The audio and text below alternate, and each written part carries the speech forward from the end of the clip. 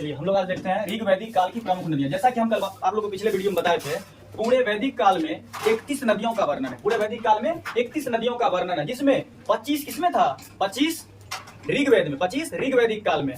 देखिए नदियां बहुत सारी थी, लेकिन उनमें से जो नदियां प्रमुख थी, जो नदियां आज भी नदियां बहुत सारी है, नदियां बहुत सारी है, समुद्र भी बहुत सारा, लेकिन जो प्रमुख होता है हम उन्हीं को पढ़ते हैं, जो प्रमुख होता है हम उन्हीं को पढ़ते हैं। आज हम देखते हैं कुछ नदियां ऋग्वैदिक काल की जिनका प्राचीन नाम कुछ और था, लेकिन आधुनिक नाम कुछ और है। प्राचीन मतलब पुराना नाम, और आधुनिक मतलब नया नाम। प्राचीन जैसे सदानीरा, प्राचीन नदियां थी ऋग्वैदिक काल की। एक सदानीरा जिसका आधुनिक नाम गंडक हुआ, और दूसरा हुआ अस्किनी को चिनाब कहा जाता है, अस्किनी को चिनाब।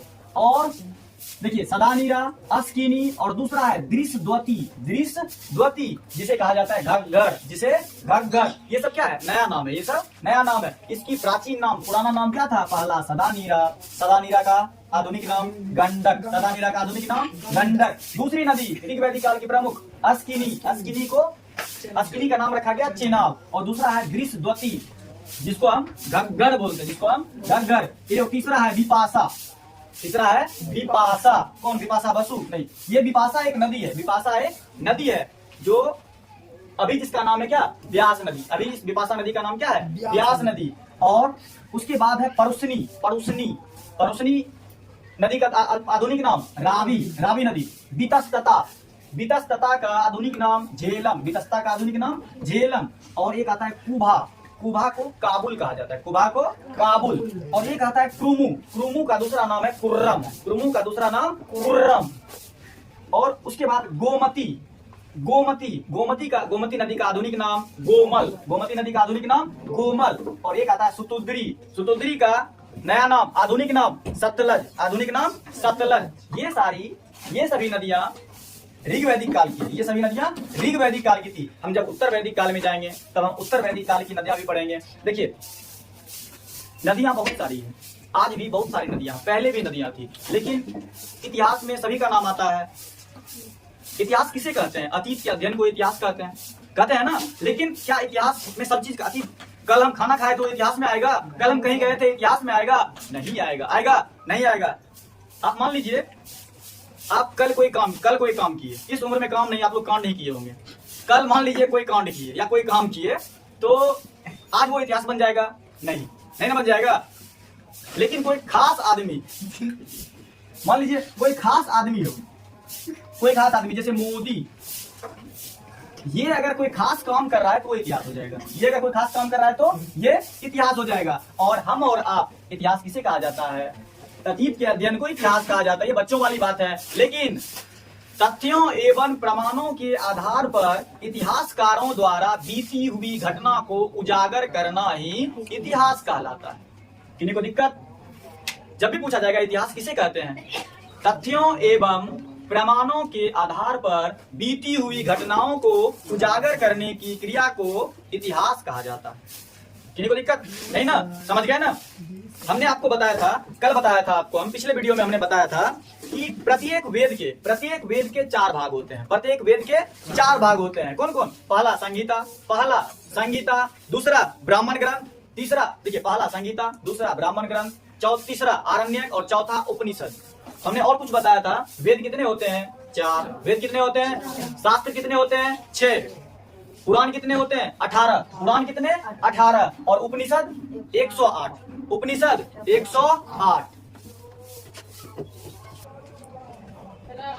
वेद 4 होते हैं, शास्त्र 6, पुराण 18, उपनिषद 108। इन सभी की संख्या हमने पिछले वीडियो में भी आपको बताया था। वेद कितने हैं? 4 वेद, 6 शास्त्र, 18 पुराण, 108 उपनिषद। हम आपको एक घटना बताए थे, रावण को दशानन क्यों कहा जाता है? क्या उसके पास 10 मुंडी था? अगर उसके पास 10, किसी ने देखा है? नहीं देखा है। हो सकता है फोटो में देखा होगा, लेकिन उसके पास 10 मुंडी है, इसका कोई साक्ष्य तो अभी ना हमने देखा ना आपने देखा, सिर्फ पढ़ा है। लेकिन जैसा माना जाता है कि रावण को दशानन इसलिए कहा जाता है, बोला जाता है चलत दशानन डोलत अवनी। बोला जाता है दशानन जब रावण चलता था तो धरती डोलती थी उनके प्रकोप से। क्या उतना ज्यादा वजनदार था? नहीं, उनका प्रकोप इतना ज्यादा था कि धरती डोलती थी। उनको दशानन क्यों कहा गया है? जैसा मेरा मानना है कि रावण को अगर सबसे बड़ा विद्वान हुआ है तो रावण हुआ है। सबसे बड़ा विद्वान रावण था। उनके बारे में बोला जाता है जब वो पूजा करते थे ना, जब वो पूजा करने बैठते थे, धरती से 1.25 हाथ ऊपर उठ जाते थे, धरती से 1.25 हाथ ऊपर उठ जाते थे। और अगर जो लोग, किन्हीं को लगता होगा कि हम महादेव का ज्यादा भक्ति करते हैं, ज्यादा पूजा करते हैं, तो हम लोग जल चढ़ाते हैं, हम और आप जल चढ़ाते हैं, उन्होंने अपना मुंडी काट काट के चढ़ाया है इसको, महादेव को। देखिए रावण के बारे में बोला जाता है 4 वेद और 6 शास्त्र, 4 वेद प्लस 6 शास्त्र। रावण को 4 वेद और 6 शास्त्र का ज्ञान था, और रावण को 4 वेद और 6 शास्त्र का ज्ञाता बोला जाता है। 4 6 कितना हुआ? 10। इसीलिए रावण को दशानन बोला जाता है, इसीलिए रावण को दशानन बोला जाता है। वास्तव में वो नहीं, आप ही मानिए अगर उसके पास 10 मुंडी रहता तो सही से सो पाता? नहीं ना सो पाता। एक तरफ सोया हुआ है, अब एक साथ 10 मुंडी खुजला रहा, कैसे 10 नोचेगा? नोच सकता है? उसके लिए तकिया बहुत बड़ा लगाना पड़ता ना। चलिए, ये सारी बातें ना हमने देखा है ना आपने देखा है, लेकिन रावण को जितना दुराचारी बताया जाता है वो उतना ही विद्वान भी था, उतना ही विद्वान भी था। और देखिए अब चलते हैं ऋग्वेद की कुछ प्रमुख मंडल। ऋग्वेद की कुछ प्रमुख मंडल। जब हम वैदिक काल की शुरुआत हुई ना, वैदिक काल के प्रारंभ में हमें 3 वर्ण ही मिला था। ऋग्वेद के प्रारंभ में हमें 3 वर्ण ही मिला था। कौन सा वर्ण? ब्राह्मण, क्षत्रिय और तीसरा था वैश्य। तीसरा क्या था? वैश्य। तो आप बोलिएगा सर एक और वर्ण था, वो कब मिला?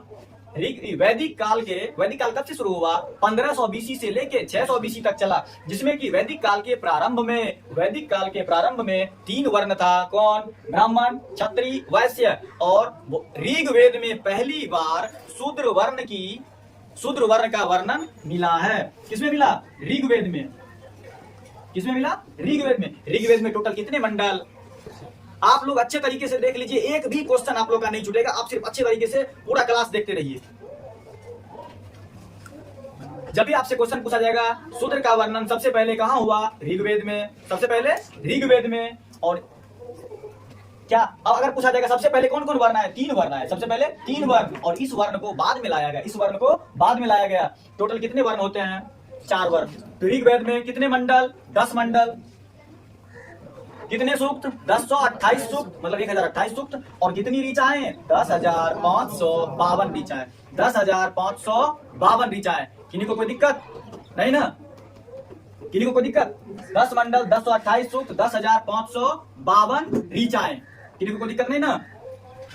और बोला जाता है, देखिए 10 मंडल है, लेकिन उसमें भी कुछ ज्यादा प्रमुख मंडल है। ऋग्वेद के तीसरे मंडल में गायत्री मंत्र की चर्चा है। ऋग्वेद के तीसरे मंडल में गायत्री मंत्र की चर्चा है। आपसे जब भी पूछा जाएगा गायत्री मंत्र कहां से मिला है? ऋग्वेद के तीसरे मंडल से। ऋग्वेद के तीसरे मंडल की रचना किसने की थी? विश्वामित्र ने। ऋग्वेद के तीसरे मंडल की रचना विश्वामित्र ने। और उसके बाद आता है ऋग्वेद का 9वां मंडल। ऋग्वेद का 9वां मंडल है 10 मंडल, लेकिन कुछ मंडल हम धीरे धीरे पढ़ते जाएंगे, ठीक है?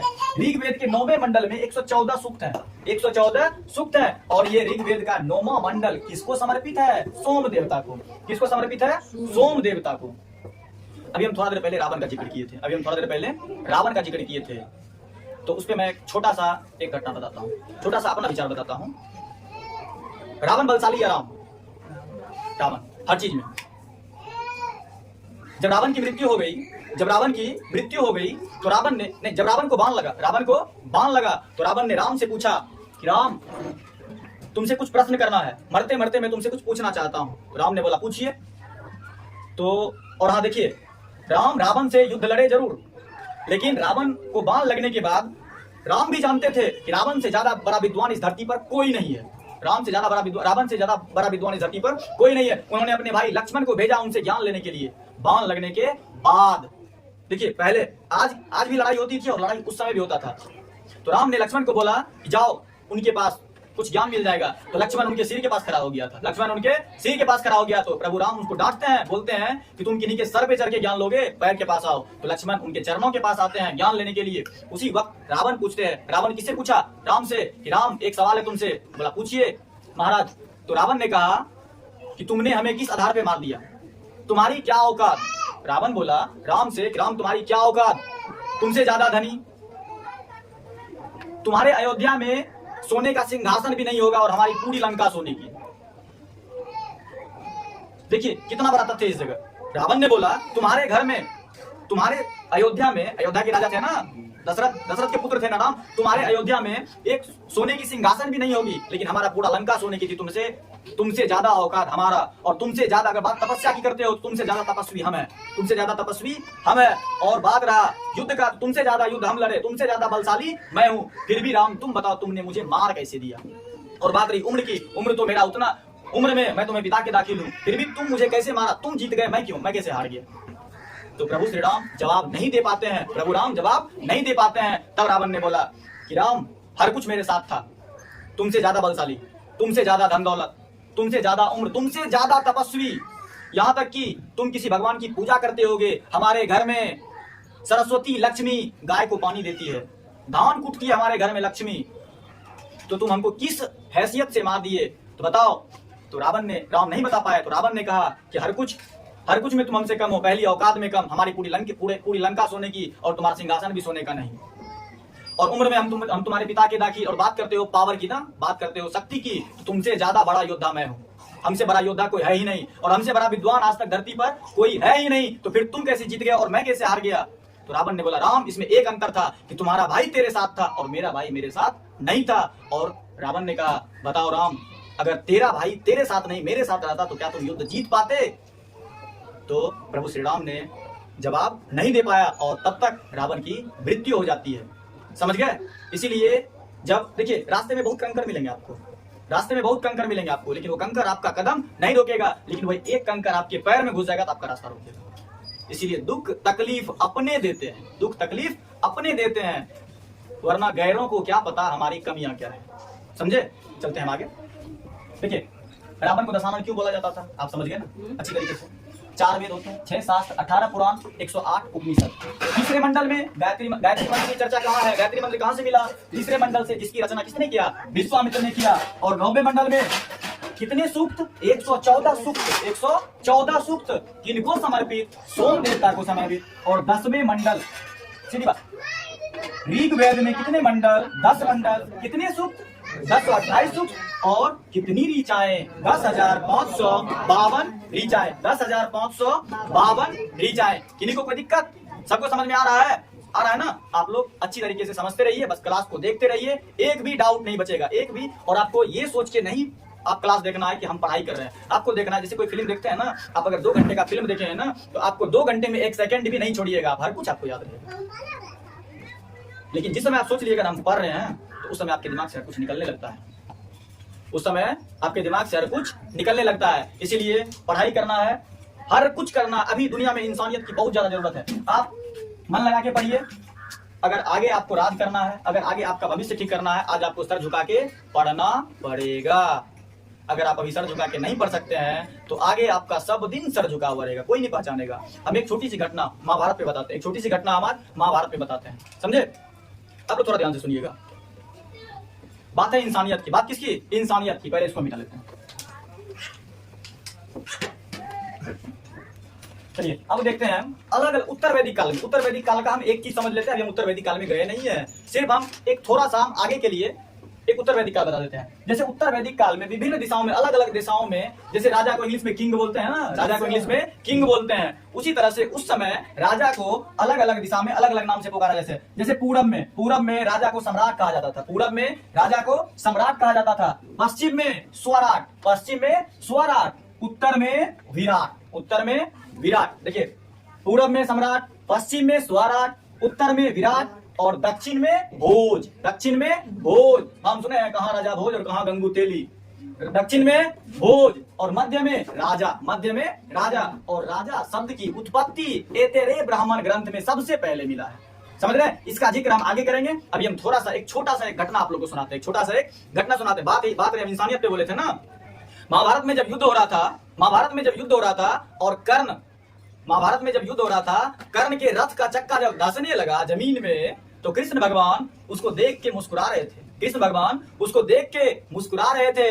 किसको देख के, कर्ण को देख के, क्योंकि कर्ण का चक्का नीचे धंस रहा था। जबकि पूरे महाभारत में कृष्ण भगवान ने खुद अपने मुंह से कहा कि कर्ण से बड़ा योद्धा इस धरती पर नहीं है, कर्ण से बड़ा योद्धा इस धरती पर नहीं है। और भगवान कृष्ण ने खुद अपने मुंह से कहा था, इस महाभारत में जितने भी योद्धा मारे जा रहे हैं, जितने वीर मारे जा रहे हैं, सभी स्वर्ग जाएंगे, लेकिन कर्ण देवताओं के साथ, कर्ण जब मरेगा देवताओं के साथ वैकुंठ धाम में बैठेगा। देखिए कर्ण कितना बड़ा योद्धा था, लेकिन कर्ण ने एक गलती की थी, वो गलती आपको बताते हैं। कर्ण का चक्का, कहां थे हम? जब कर्ण का चक्का नीचे जमीन में धंस रहा था तो कृष्ण भगवान उसको देख के मुस्कुरा रहे थे। तो कर्ण ने पूछा कि कृष्ण क्या यही इंसानियत है? तो भगवान कृष्ण ने कहा कि कर्ण मेरा ये इंसानियत नहीं है, तुम्हारी बात सच है, लेकिन जिस समय द्रौपदी का चीरहरण हो रहा था उस समय तुम खड़े खड़े देख रहे थे, क्या वो इंसानियत थी? अगर ये इंसानियत नहीं तो अगर वो इंसानियत थी तो ये भी इंसानियत है, अगर वो इंसानियत नहीं थी तो ये भी इंसानियत नहीं है। देखिए कर्ण से बड़ा योद्धा कोई नहीं था, लेकिन उसने एक गलती किया था, उसने एक गलती की थी कि उन्होंने गलत का विरोध नहीं किया था, जिसकी सजा उसको मौत से भुगतना पड़ा। इसी को बोलते हैं कर्ण ने सब कुछ सही किया, इसी को बोलते हैं कि लम्हों में गलती की थी, लम्हों में गलती की थी, लेकिन सजा सदियों में पाई। इसीलिए ना लम्हों में गलती करना है, ना सदियों में सजा पाना है। हम आशा करते हैं आपको पूरा क्लास अच्छे से समझ में आया होगा और हम अगला वीडियो बहुत जल्द लेके आएंगे। तब तक आप लोग बने रहिएगा।